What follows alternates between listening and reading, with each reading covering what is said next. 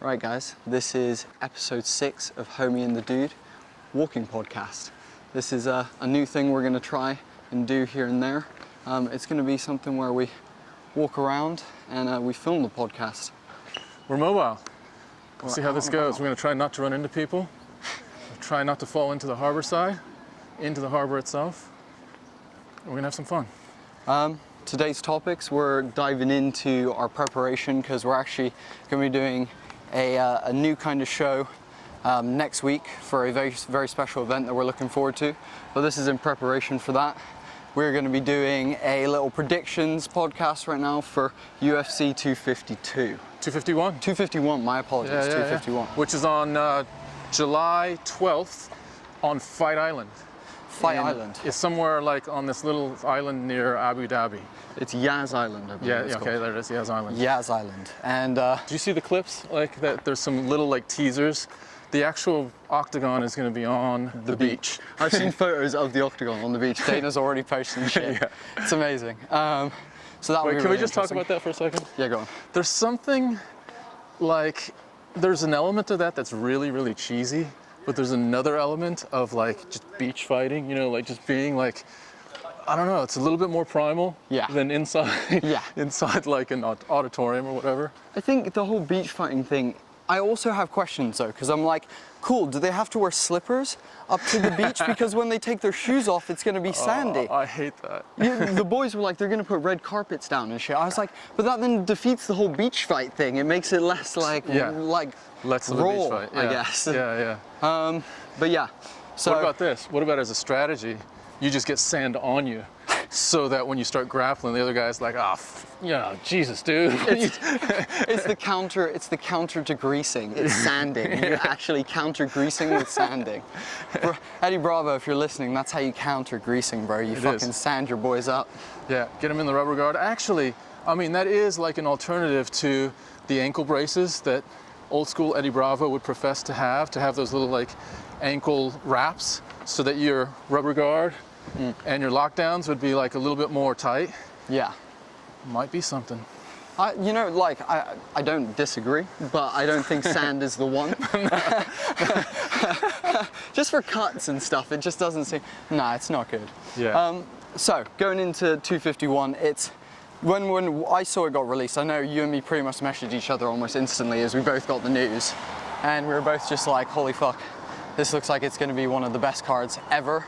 I think this is either the second or third triple championship fight card in UFC history. And it's loaded. There's the top 4 fights are quality fights. Not to mention we were looking through the prelims and whatnot, so we are filthy casuals when it comes to MMA, so we're suckers for big cards. We know a lot of the big names and a lot of the more like prominent fighters within the top 15 of each weight class. I guess we're in between casuals and people who actually support the sport and like love it. In terms of like the ones who know all the stats and like everyone's record and everything like that. Or like pronouncing like names from different countries that just are just a little bit beyond. There's just too many consonants, not enough vowels. We're just, we've been struggling today reading through some of the prelim names. So what we did want to say about the prelims is it's set to be a pretty incredible card just from the outright, because the prelims, there's not a single person with over 6 losses.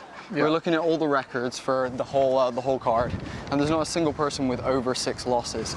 So actually, we're under the impression that it's going to be a really, really, really good card, based off of the fact that these guys haven't lost a lot. A lot of them are fresh within the game, it seems like, within the prelims.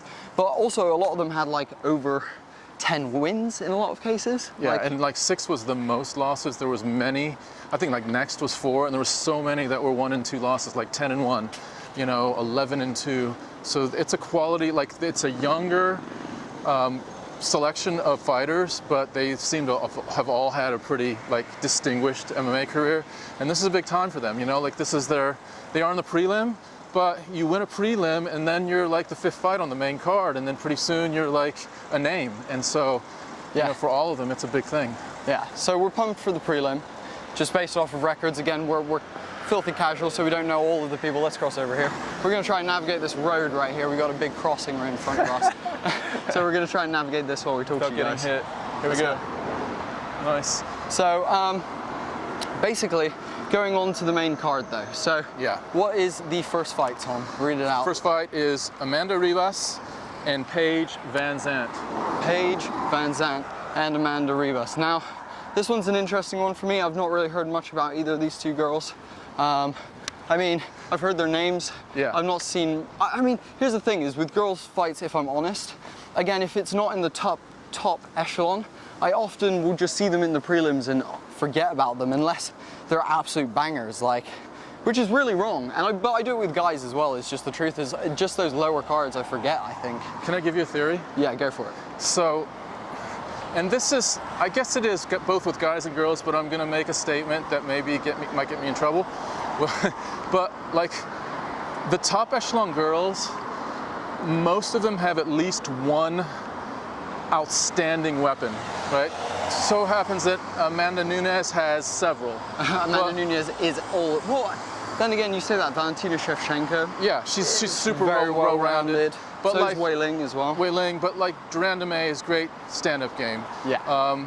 You've got, Joanna, who's like more Muay Thai stand-up as well. yeah, but they have something that distinguishes them that Yeah. draws your eye. It's more of a visual like appetite that you have.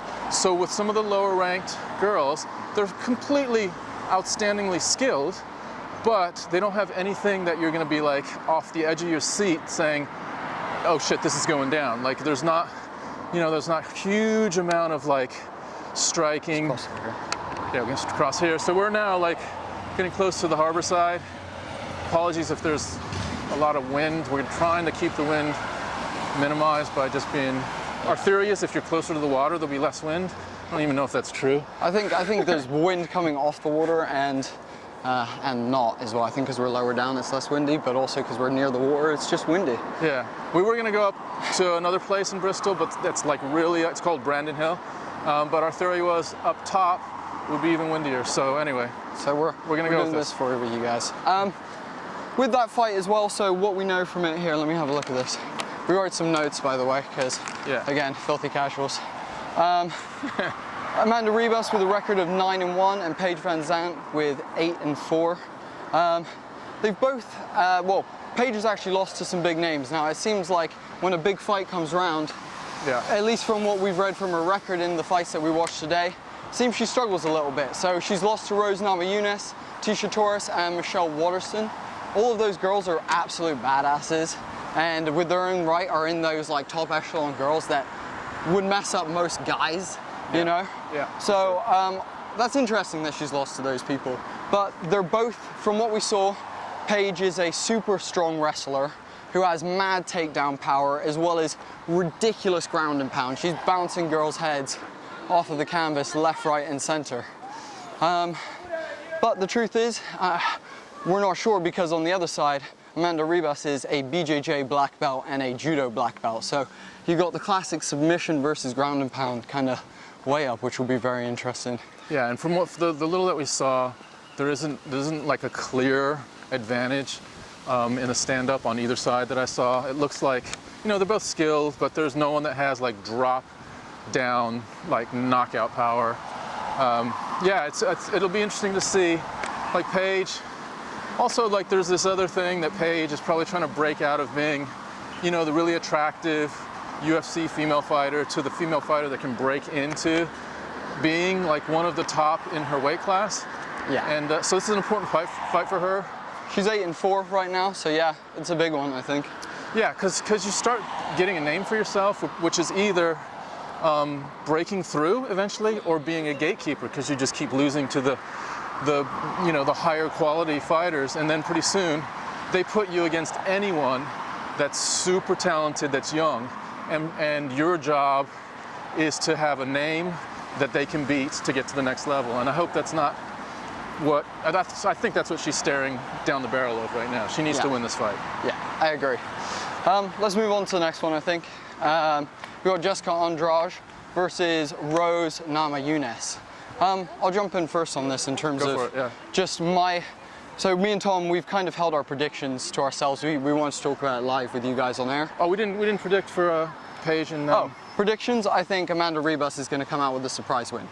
I do too. I don't even know if it's a surprise. I don't even know who's favored, but Yeah. I got Ribas as well. I have a feeling that Ribas is just going to be stronger on the ground. Yeah. And yeah, so there's going to be a submission. Yeah. Ribas submission. Cool. Ribas right. submission, I agree. We agree? Yeah, agreed. Nice one. So Jessica Andrade versus Rose Namajunas. Now, the first fight was a big one for us because you and me were big on the Thug Rose train. You know, we'd seen Joanna Jevchenko, you know, be an incredible champion. Now, don't get me wrong, I'm not taking anything away from her incredible championship and her time as champion. She was amazing. But the truth is, it was a new time, and Rose Namajunas came in and proved the world that she had the hands, basically. And I think for you and me also, just how composed she was, the respect she was showing, the fact that Joanna was so in the opposite way at the time. She was the boogie woman, she was angry, she was, you know, getting in Rose's face, you know, all this kind of stuff to me. Remember those stare downs where Joanna would like whisper at her or something like that, and Rose would just look at her sort of almost serenely and not respond at all? Yeah. And I think that got into Joanna's head. Yeah. And I just thinking about the Joanna and Rose series, those two fights, this, like, you sometimes underestimate how good Rose Namajunas is. Dude, Joanna is a beast, right? That Wei Ling fight was nuts. Like her stand-up game, we were talking about like outstanding skills. Dude, Joanna's stand-up is world-class, like top level. And Rose beat her twice at that game. Yeah. So that just shows like how awesome she is in the stand-up, which she proved for, what, 8 minutes of her fight against Andrade? Yeah. Well, here's the thing. So I was about to say about the Andrade 1 fight. Going into that was a big fight for us. We were about to see Rose. We were thinking this was going to be her second title defense. You know, we were thinking this was going to be a big one for her. We were hearing about Wei Ling in the background. We were like, oh, she's going to get through Andrade. There's going to be this, mega fight with Wei Ling. Yeah. But I think here's something that I noticed when we rewatched the fight today. Those leg kicks were a lot more spectacular than I noticed the first time. So Andrade hitting Rose's front leg. Yeah. Basically outside of the knee, a little bit of calf stuff. Yeah, Rose's leg was getting lit up. It was getting red.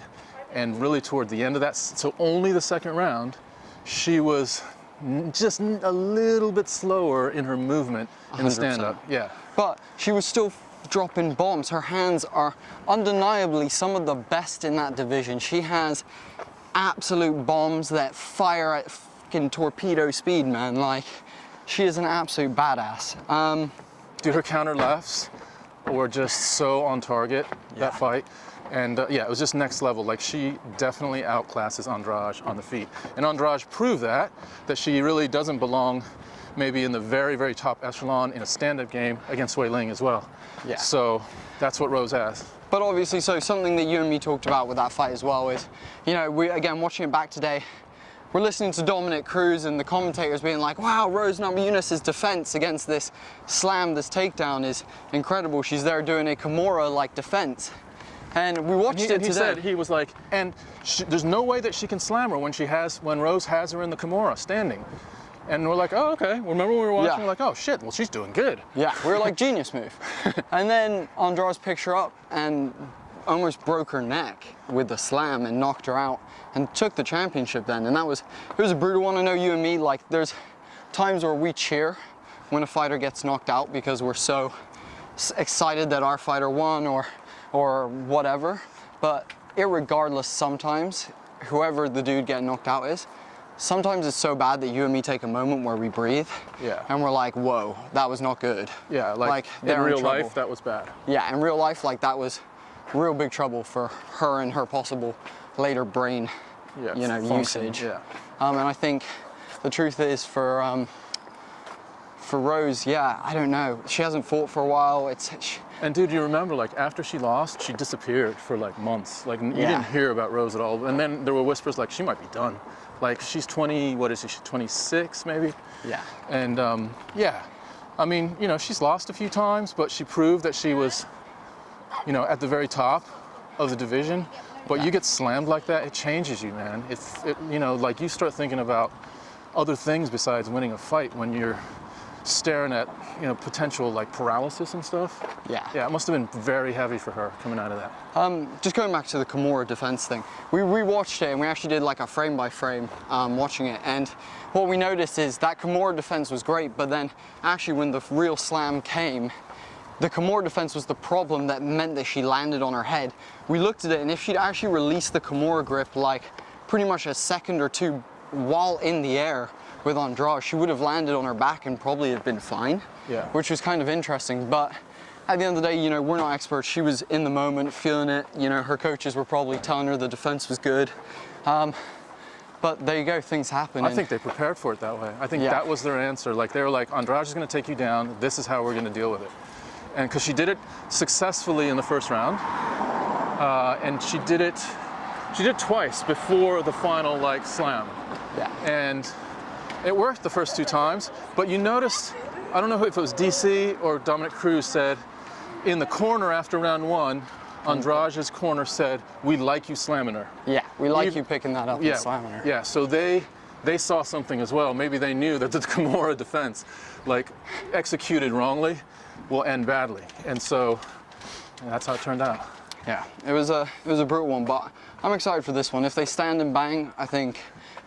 Here's my prediction, okay? So, I think Rose is. Oh, man. Here's my prediction. I kind of have two, but I'll give you my final one in a second. Okay. If Rose comes in with the right headspace, she's unbeatable. If she's come in, she's trained, she's gotten better over this time, and she comes in with the headspace of, I'm about to crush this girl, but also that same calmness that she had with Joanna, I would say Rose has it. However, if she comes in tentative, nervous, worried about getting her neck broken, then I think it's going to be a very hard win for her. I think it's going to be possibly like, I'm not sure how many rounds they have, but if it's a 3-rounder, I think it's going to all 3 rounds. If it's 5, we might even get a full 5. So you think she wins either way? No, I think she wins if her head's in a good space. I think Andrade will just dominate her at some point, just stamina and maybe on the ground, if she's not in a good headspace. Yeah. It's so tough for me because I have some emotion invested in this. Yeah. Because I really like Rose. Of course we don't know her, right? And we've never spoken to her and whatever, but just the bit that you see, like she's humble. She's humble. She tries to be a really good person, and so she's respectful. Yeah. She's like a martial artist, right? She's what you want representing the sport. So, with that in mind, I have an emotional, like, unfair draw towards hoping that Rose wins. Yeah. The reality is that, yeah, I think you called it, man. Like, wherever her headspace is, if she starts getting like little flinching flashbacks to being dropped, that's bad news. Yeah. Same with Andrade. If Andrade is like, fuck, I can just roll through her. She can hit me. She didn't knock me out. Yeah. I think she like got wobbled, but she didn't get dropped. So she's just like, I'm just gonna go through the heat. I'm gonna get her on the fence, and I'm gonna drop her. I'm gonna slam her again. So my prediction is, dude, I'm gonna roll with Rose. I'm gonna roll with Rose. Sorry. Did I just dump you into the bush? Sorry, it's gonna be a work in progress. We're gonna have to like work on this for future. Like we're gonna have maneuvers for bushes and stuff. Yeah. Our rig right now, guys, is pretty static, so we're gonna have to be shoulder to shoulder. We will have to adjust this so that we can be a little bit more flexible in the future. But right now, this is actually pretty cool. I fucking love it. It's working out great. Yeah. Okay, I said prediction. Yeah. I'm gonna go Rose on a decision and redemption, and lined up for a wailing. Rose. Rose, yeah. Oh, I'm so ready for that. That's the outcome I think everyone is kind of secretly wanting. I mean, Andrade wailing 2 would be great, but we also just watched wailing bulldoze Andrade. Like it was just a bulldozing. Yeah, if you think about it, sorry, go ahead. No, finish. No, if you think about it, you extend forward and you picture Wei Ling against Joanna, right? That was all stand up, and Wei Ling just had more than Joanna, especially in the power game. But now you look at Rose versus Joanna, just slightly more skilled than Joanna throughout 10 rounds, right? You put now Rose against Wei Ling, that's a banging fight. That's a banging fight. Rose potentially has just a little bit more skill to touch, but of course Wei Ling has the power. So how does that flush out? Like, is it the boxer or the puncher? It's a great question. It's a great question. I think I think like we said, Rose Wailing is the ideal, but also I'm happy for Andrade Wailing too. Let's go. Like either way, it's a for fight fans, it's a win either way. Is what I would say. Let's get Wailing back in the octagon. Yeah. Either way, yeah. Exactly. She's a destructive, like entity, right? Yeah. she's like a comet that like blew up on the earth and now still exists, and we have to deal with it. Exactly. Cool. So let's move on to Peter Yan versus Jose Aldo, the bantamweight championship, guys. This is a big one because Henry Cejudo just retired, left his division, left both divisions empty. Possibly quote unquote retired. We don't know. Yeah, I mean, here's the thing. Out of all the retirements here, here's my theory. He was removed off of the top rankings almost instantly. The difference between him and McGregor is McGregor's still in the top rankings. That's why I think McGregor's retirements are bullshit. And I think Cejudo's out. I think he's got his glory. He defended 3 championships is what I think it ended up being. So it was, I think he may have defended his gold once in the Olympics. I'm not entirely sure. Yeah. Yeah. But he definitely has defended both of his 2 titles. Yeah. So that means, you know, now he is. And I mean, at that point, yeah, you're the champion. You not only were the champion, but 2 to make it true means that you successfully sealed the deal. Yeah. And ended that. Well, here, can I give you a counter to that? Yeah. To me, like these retirements, like you see Jorge Masvidal and John Jones, and you know, DC has whispered about retirement, and a lot of this is just posturing for negotiations. And I think there has been already a quote of Cejudo saying, "For the right price, I'll come back." Already. So I just think, I just don't think Cejudo's done. I think he'll just wait and see what happens in this division, see who gets the belt, and step in as a, you know, like a little guy super fight, and make the money he deserves. Like all these guys deserve to get paid. Yeah. So agreed. Fair, you know, fair play to him for playing a little bit of a head game, a leverage game with Dana White. Yeah, totally. And you know what? Like, also the other thing is like I underrated Henry Cejudo. I watched his Ultimate Fighter season with Joe Benavidez when Demetrius Johnson was the champion. And at the time, I was like, I'm not impressed with Henry Cejudo. I was not thinking he was going to be a champion. Actually, I didn't think he was going to be the guy to beat Demetrius Johnson. I'm pretty sure he's lost once to him in his career. Yeah, he did lose, and he got lucky to get a rematch. Like, you lose to Demetrius Johnson, then you're like stuck in like purgatory. That's it. Like, you get another shot at him for what? Demetrius Johnson, remember, he was like fucking Mighty Mouse, and he's, you know, doing flying submissions, and just was at that point consistently in the top 3 pound for pound. Yeah. Like an amazing. And then he gets the rematch. He beats Demetrius Johnson. He didn't dominate him. Yeah. But, you know, definitely was a win that there was no argument about. Yeah. And then he's been really good. Yeah. Cleans up Dillashaw twice. No, did he beat Dillashaw No, twice? once. Just once. Okay, but and Dillashaw was on pads, but he beat him like within what, a minute? Yeah, it was brutal. Beats Moraes. Moraes has been really competitive with loads. He's also the #1 ranked contender at the moment for the bantamweight division. I have a problem with just the rankings of the bantamweight, but we'll get to that. Here, tilt this down a little bit. Let's make sure we're. Yeah, okay. Just want to keep us. Yeah. Both in frame a little Are bit. you guys just staring at our chins the whole time? I was gonna say, I hope we're still in frame. Yeah, we are. No, I can see it. Cool. With the whole Jose Aldo thing and Peter Yan for the bantamweight title, I'm like, cool. Cejudo's out. Let's move on. But I'm also looking at the rankings. So me and Tom actually made a little list of the rankings here, so you guys can find this out. So this is what's going on. So Marlon Moraes is #1. He is the #1 ranked contender in the bantamweight. Then you have Aljamain Sterling as #2, Peter Yan at #3, Cody Garbrandt at #4. Is it Corey Anderson? Corey Sandhagen. Corey Sandhagen, thank you very much.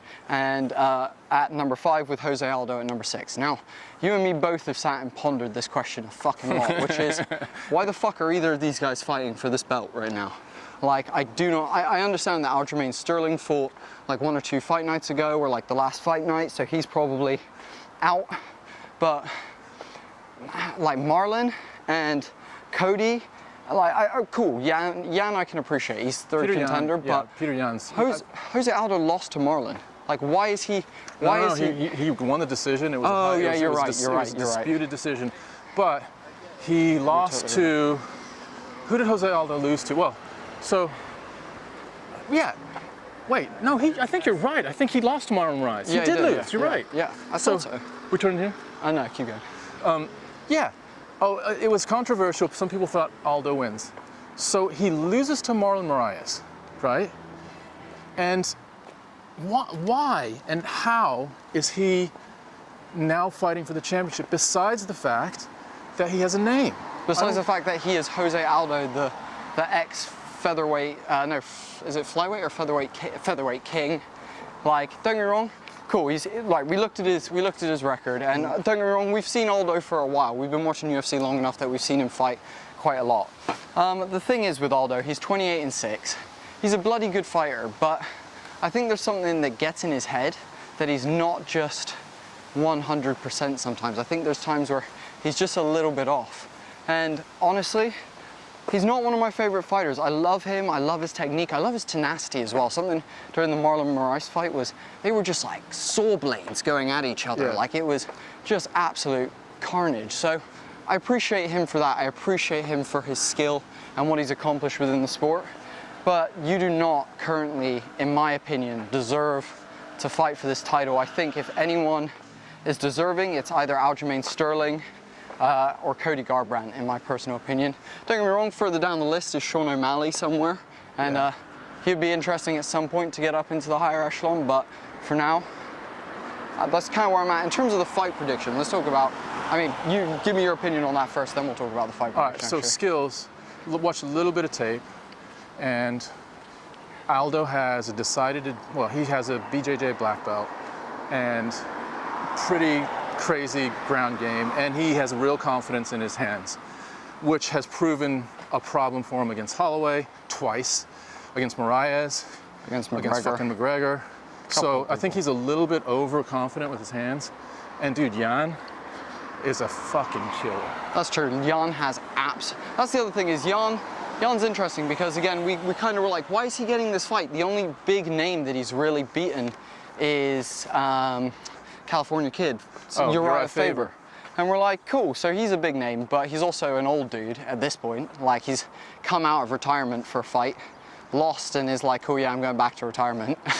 So I think with Peter Yan, I'm interested, because again, we were talking about this. This is a big fight for both of these guys' career. Jose Aldo, it puts him back on top, it gets him back into the limelight, it regains him some of that like exposure that he really wanted. Yeah. Let's get up the road. Yeah, I agree, actually, you're right. Yeah.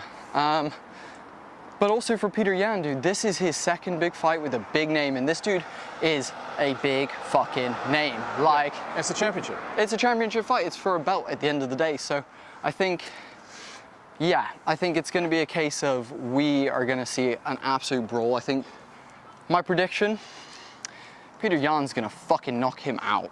I agree. He's gonna put him like face down McGregor style, like. Yeah, maybe not as quick, but he's gonna systematically. This is the other thing to remember. Aldo is cutting weight to get into this lower weight class. So Aldo was sucked out to get down to, what are they, 135, I think. Yeah. So. But that does also mean he's the bigger guy when they put the weight back on there as well. You got to remember that. But Jan is super athletic and super strong. He's also a Ruski, man. They have heart for days. Yeah, I'm with you. Jan with a stoppage. Yeah. Possibly a brutal Third? fight. Maybe third. I think it's going to be stoppage in the third. Yeah, I mean, give Aldo lots of props for having heart. No question that he is a champion and he will go out on his shield, but he's going to go out on his shield. Yeah, 100%. He will, if it's going to be stopped, it's going to be knocked out. Like, knocked out or submission from Aldo, maybe. But yeah, no, I think Jan's knocking him out. Yeah. I think that's it. Cool. So where are we? We agreed sort of with Van Zandt. We sort of agreed with Rose as well. Yeah. 3 in a row. All right, we're gonna mix it up now. Yeah, I know, right? Cool. Max Holloway versus Alexander Volkanovski. Now, this is the first fight was one of my favorites ever. I think because there was so much respect. There was so much I love the martial artist respect that there was between them. Yeah. There was so much. Man, it was really just two dudes. It felt like two lions just fucking going at it, really. Dude, pre-fight, during fight, and post-fight, all respect. Yeah, it was really awesome to watch. Yeah, I agree, and I think especially with, Yeah, dude, I'm trying to think of predictions now. We've both talked about this. I think Volkanovski has better cardio. Even though Max Holloway is known for his stamina and his just amount of punches, I think Volkanovski just looks like he's got more cardio, in my opinion. But something I would say though as well is that I think Max Holloway, dude, I don't know. He learns, dude. That's the other thing I love about Max Holloway, is he's a guy who learns. Yeah. He fucking thinks and he comes back better. He's like the Terminator. He gets yeah. he gets the upgraded He'll be back. Operating system. Yeah. Takes out the chip, puts in the new chip. Exactly. I think he's going to come back stronger, and I think Volkanovski needs to be a little bit more afraid. I think he currently is, sat home in Australia right now. Yeah. You know, I don't think he's. I don't know. I don't know where his head's at going into his second fight, but Max Holloway he's an incredible fighter, and he's not only that, but really smart, really intelligent. Yeah. And I think he's going to come back better. So for this one, dude, a big part of it was the leg kicks that Volkanovski was throwing. A big part of it was just the bombs that were being landed. Otherwise, in terms of they were just both trading for the whole fight. And, you know, at the end of the day, that's all us fight fans ask for, is stand in the middle of the ring and swing. That's awesome. Yeah. Obviously, we love the intricacies of clenching and grappling and blah, blah, blah, blah, blah. But, you know, at the end of the day, something spectacular about two dudes who are great at it, just standing in the middle and being like, we are going to just swing at each other. Yeah. I don't know.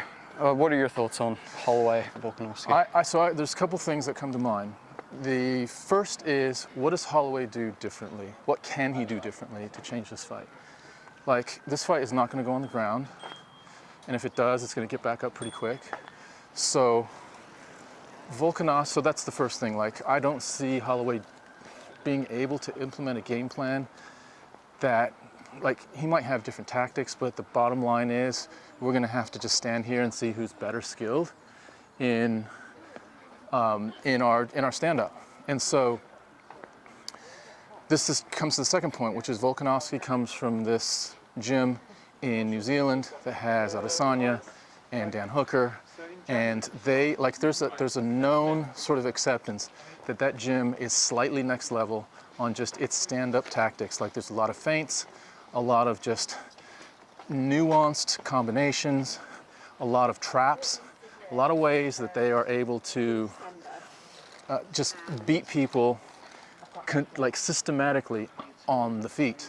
And that is what we're looking at here with this fight. And so I'm going to go with Volkanovski just because I don't see Holloway when was the last time they fought?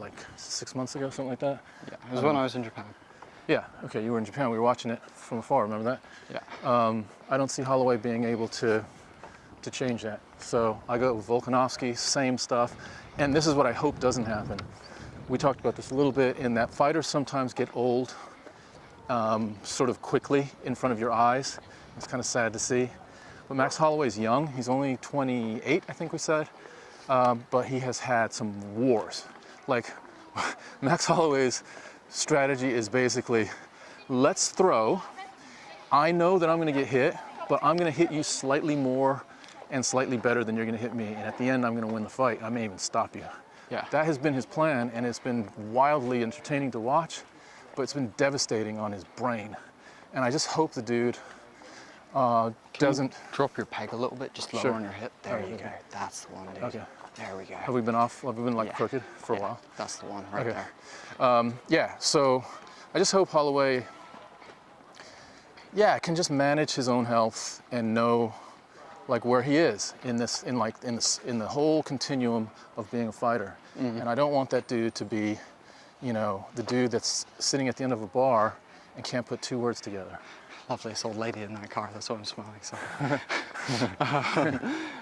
No, I 100% agree with you, Tom. I think I don't want to see Max Holloway drift off into the ether as well, but also I think the new age of the featherweight division is upon us. I think Max Holloway is here to hold that crown, and I think he's Max Holloway. I mean, Alexander Volkanovski is gonna come in and just hold that crown and be the new generation of dude.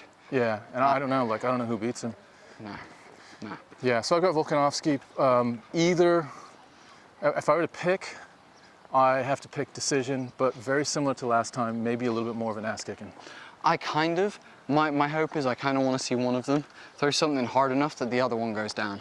Yeah. I'm ready for it. Like I am too. Always. I'm very much ready for them to bring that pain to do that. But at the end of the day, man, the last fight was a banger. I'm happy for 5 rounds of that shit. That shit keeps me on the edge of my seat the entire time. I'm with you. Cool. So what's your final on that? Final is, I think Volkanovski wins. Yeah, I think by decision, or like I said, maybe leg TKO. Like that would be a beautiful ending to. Just starts ripping up his leg, oh even more than last time. But also, like I said, Holloway's got heart, man. I don't think he's stopping for a leg kick. No, he's not. He He'll just switch switches up. stance. Yeah, exactly. He'll switch up. Yeah. He'll just switch stance, and if it goes like John Jones, Thiago Santos style, then it's just You'll have gonna to take out both his ACLs. Exactly. You're gonna have to bust his ACLs to make him stop kicking you. This is one of my favorite lines. He's like, my leg is busted, so I'm gonna throw off of the busted leg. So with my strong leg, I can. No, he's like, I'm throwing the busted leg, so I can balance on the strong leg. Yeah. Oh, Thiago Santos is like next level tough. Yeah. To throw a leg kick with an ACL break is ridiculous. Yeah. That's insane. Yeah, so prediction is, I hope Volkanovski takes it, but man, again, I'm happy either way there. That's a good outcome for fight fans. I agree. That's a banging fight. Can't wait to see that one. Cool. Final one is also kind of a weird one. So I know there's talks on the internet about Jorge Masvidal got offered the Usman fight and turned it down, and so Burns stepped in because he was one of the next up-and-coming contenders. He'd just beaten Damian Maia pretty spectacularly and KO'd another guy before him. I can't remember who that was actually. And And then Woodley. Yeah, and then he just dominated Woodley in the most spectacular fashion ever. Yeah. So I think for me, with that fight, Kamaru Usman's a fucking badass, man. Like when it comes down to... He's a nightmare. Yeah. Where's he from? He's the Nigerian nightmare, dude. That's a great nickname. It's a terrible nickname.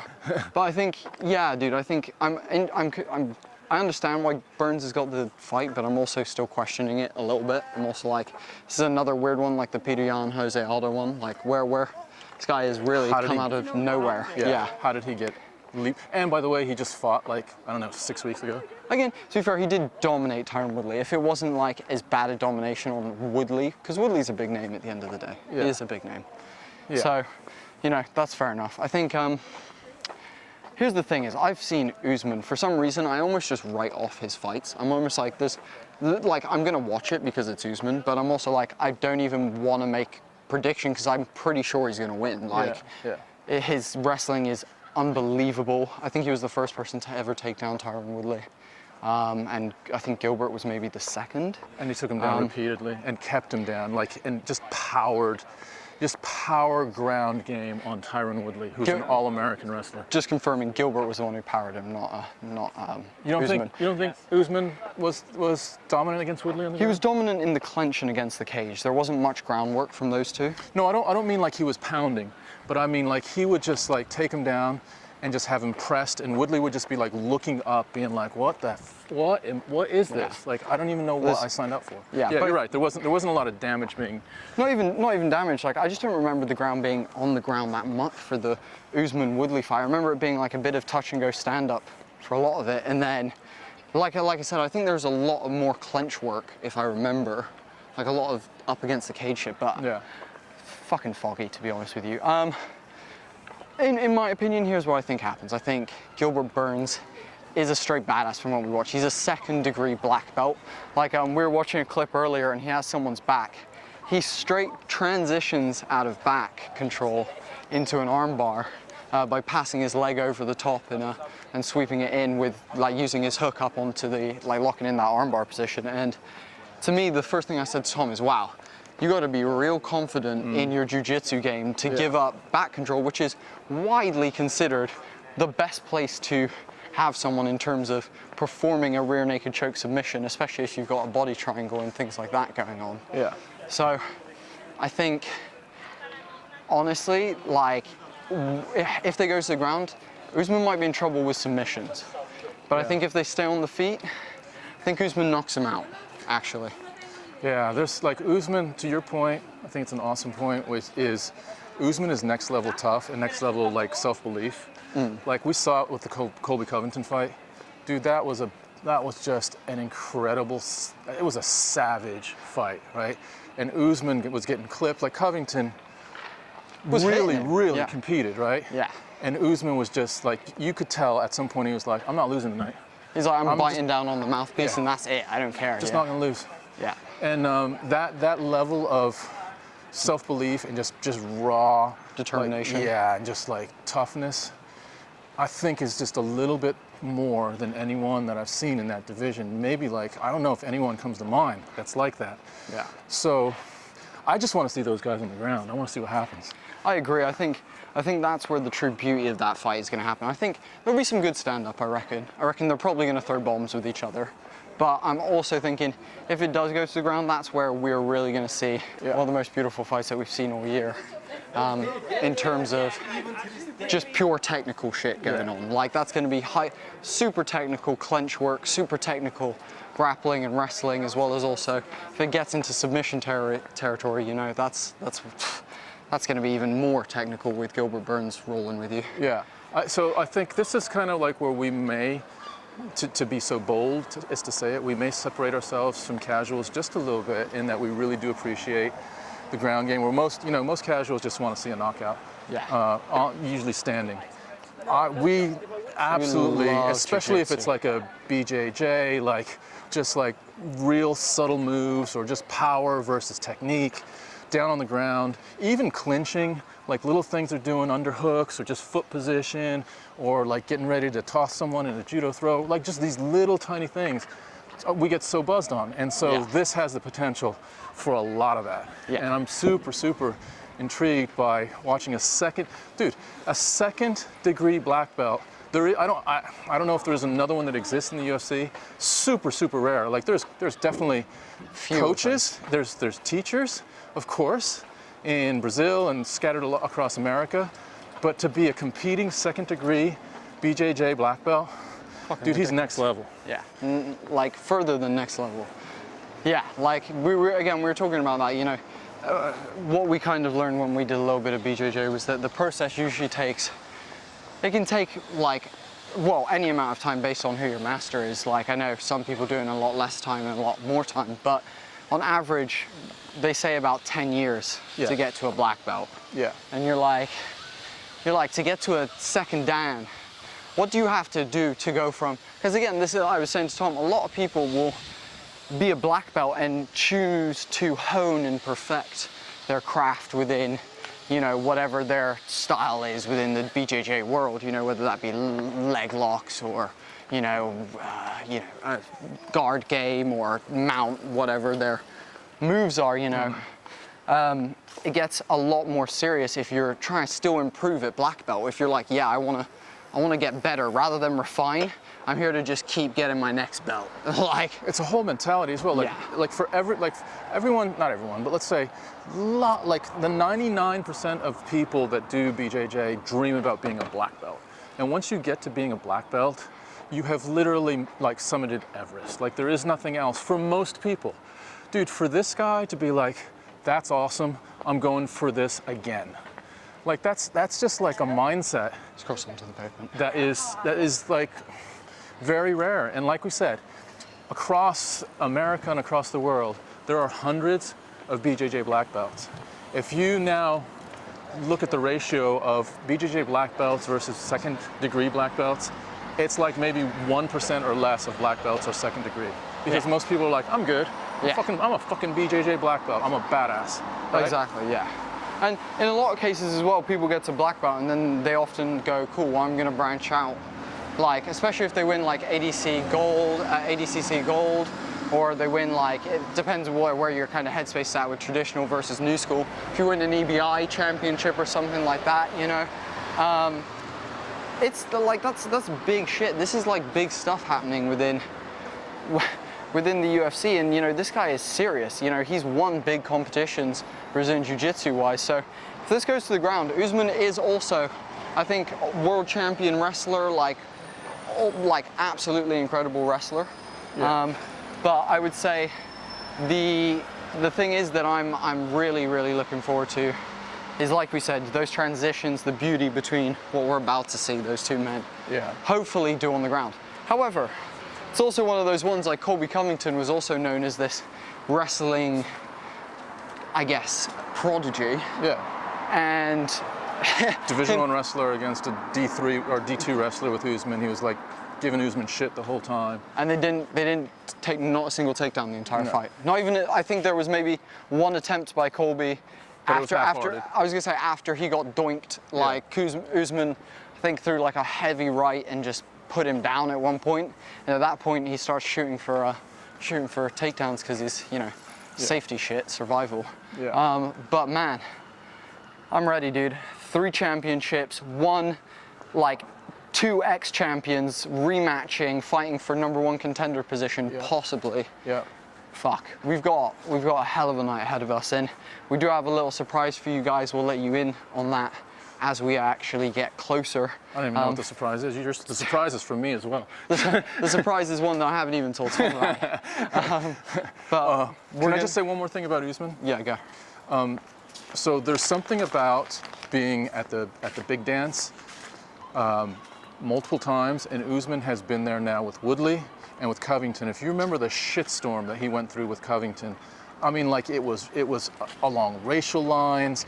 Covington was like dragging Usman's family through the mud. Some like McGregor, Khabib shit. Yeah, it was just really, really nasty, right? And then you go in to the octagon as a main event, and you have to deliver.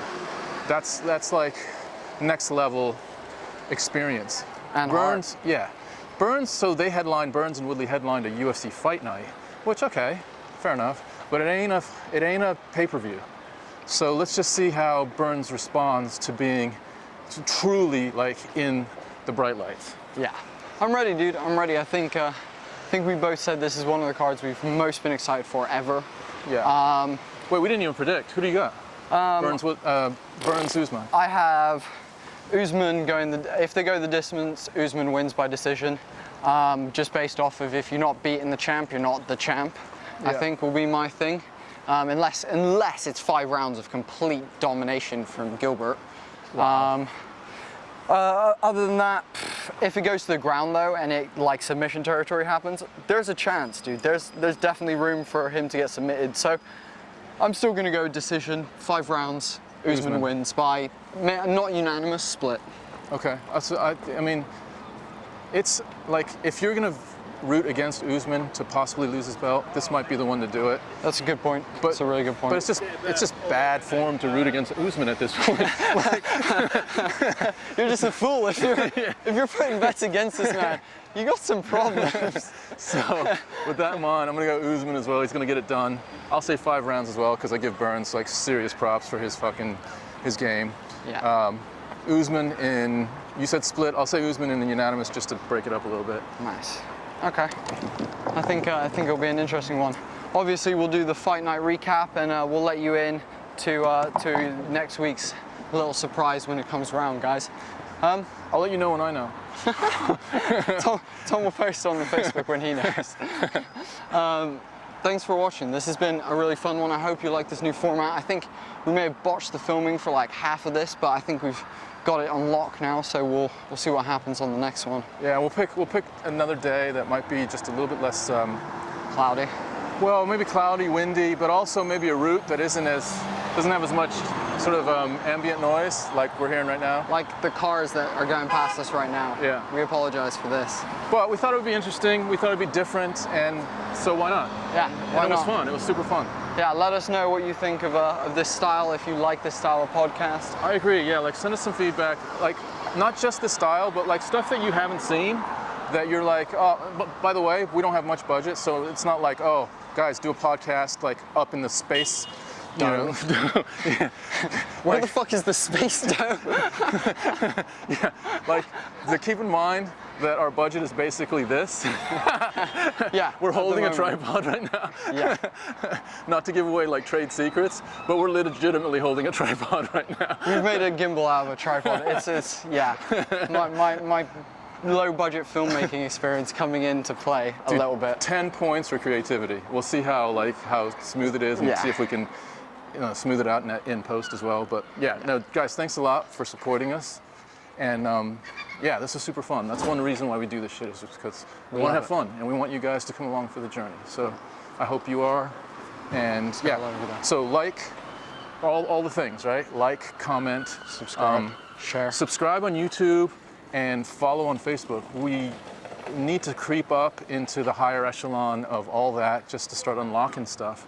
And if we can, then we can offer up some different things. We can get a actual gimbal for these walking podcasts. We get James Cameron to have like a floating like crane, like not like an actual like bird, but like we can get Ty Evans with his like red epic glide cams to come and film us. Yeah, in terms of, yeah, Tom's right. With the more support you give us, the more stuff we can do. I even posted about that on Facebook today.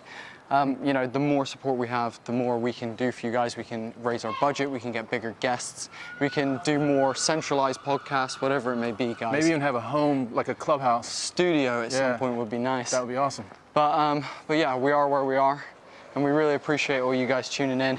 There's about 120 of you, and also, I think I came up with a name. We were trying to think of a name for our fan base, because I don't know, there's lots of cheesy ones like the Bro Army for PewDiePie and the Love Addicts for Demi Lovato fans and whatnot.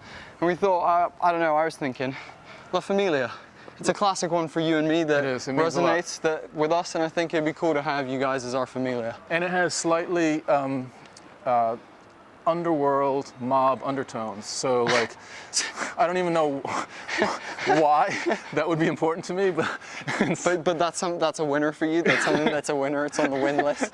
I like it. La Familia. So yeah, so let's make the familia bigger. Let's get more people on board. Let's show them why we love this, and let's keep making great content. Thank you guys. Thanks, This guys. has been Fight Night predictions for UFC 251. Thank you. Thanks, guys. Boom. We're out.